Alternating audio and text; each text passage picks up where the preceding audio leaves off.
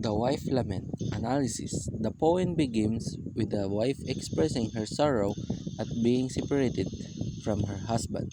She laments the faces that she is forced to live apart from him and is unable to fulfill her role as a wife.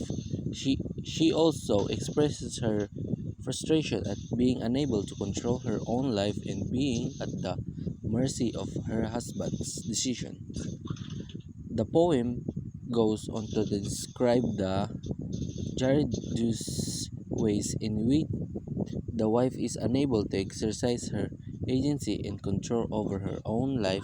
She is unable to choose her own husband as her father arranges her marriage, and she is unable to control her own body as her husband has the power to decide when and where have sex. Reflection. The Wife's Lament appears only in the Exeter Book of 10th century Old English manuscript compiled between 960 and 990 CE. The Wife's Lament is one of the most recognized Anglo-Saxon elegies.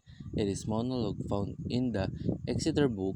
The book was preserved within the Cathedral of Exeter for nearly 600 years.